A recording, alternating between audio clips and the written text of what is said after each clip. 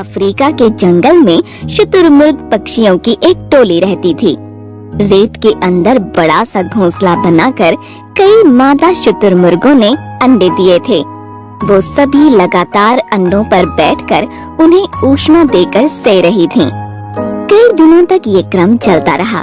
उसके बाद अंडे के अंदर से कुछ चूजे बाहर झांकने लगे। उनके बीच सभी चूजे तो सामान्य थे, लेकिन एक चूजा बिल्कुल अलग था। उसका रंग काला था और वो बहुत कमजोर था।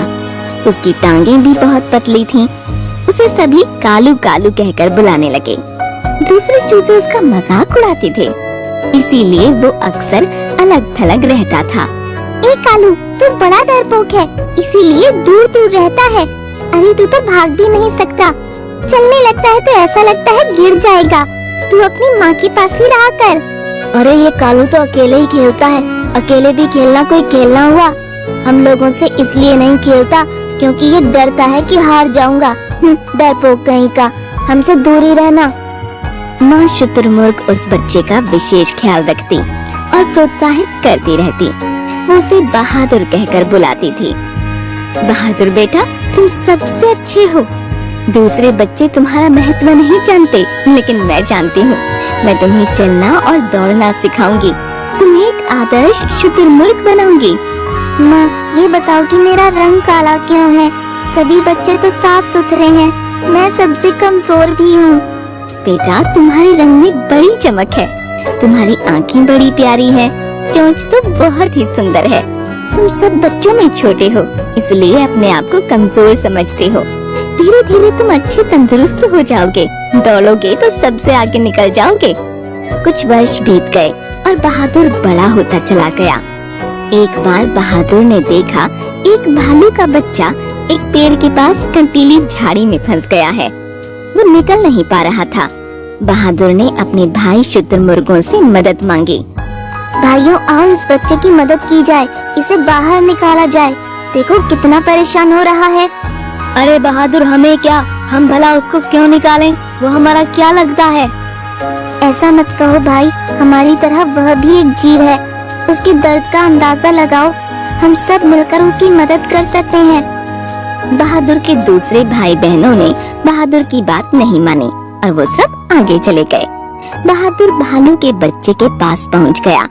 देखो मुन्ना, मैं पूरी कोशिश करके तुम्हें बाहर निकालता हूँ। तुम्हें भी हिम्मत से काम लेना होगा। मेरे शरीर में कांटे चुभे हैं। बहुत दर्द हो रहा है। मुझे बचा लो। बहादुर ने अपनी चोंच से झाड़ी को काटना शुरू कर दिया और भालू के बच्चे का साहस बढ़ाने लगा। उसने पास में पेड़ की भी मदद मांगी। पेड़ काका, मैं अपनी चोंच से आपकी डाली झुकाता हूँ। मेरी मदद करो। बच्चे, डाली को मजबूती से पकड़ लेना। इसके बाद डाली उठ जाएगी। इस तरह बाहर निकल पाओगे। मैं डाली को पकड़ लूँगा। ठीक है, मैं अपनी डाल उठा लूँगा। बच्चे, हिम्मत से पकड़े रहना। बहादुर ने चोंच से झाड़ियों को काटा। पेड़ ने अपनी डाली को उठा लिया। वो पूरी तरह से आजाद हो चुका था। उसकी माँ आ गई और उसने बहादुर को बहुत बहुत धन्यवाद दिया। तुम बहुत अच्छे हो। तुमने मेरे बच्चे को बचाया। दिल से धन्यवाद दे रही हूँ। मुझसे मिला करो। एक बार बहादुर अकेला बहुत दूर चला गया था। वहाँ उसने दो भेड़ियों को देखा तो सामने अपने परिवार और दूसरे शुतुरमुर्गों के ऊपर आने वाले बड़े खतरे का उसे अंदाजा हो गया। वो दोनों उनके ही इलाके में जाने वाले थे। अब मुझे यहाँ से भागकर अपने इलाके में पहुंचकर अपने परिवार और बाकी के शुतुरमुर्गों को सावधान करना पड़ेगा। वो दौड़ने लगा। उसके शरीर में नई शक्ति आ गई थी। उसने महसूस किया कि वो बहुत तेज दौड़ रहा था। उसने अपने इलाके में पहुंचकर सब शुतुरमुर्गों को सावधान कर दिया।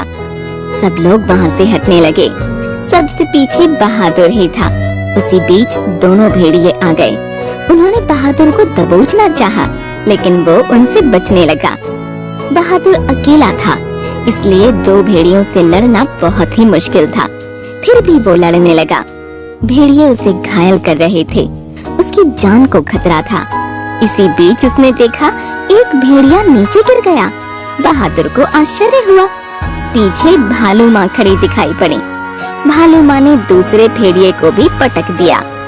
एक भेड़िया भाग खड़ा हुआ और भागता ही गया। बहादुर चिंता मत करना, मैं आ गई हूँ। मेरे रहते मेरे बहादुर का बाल भी बांका नहीं होगा। इतना कहकर भालू माँ ने दूसरे भेड़िए को भी पूरी तरह दबोचकर पीट दिया, उसका हुलिया बिगाड़ दिया और वो भी भाग खड़ा हुआ। इस तरह से भालू माँ ने बहादुर की रक्षा की।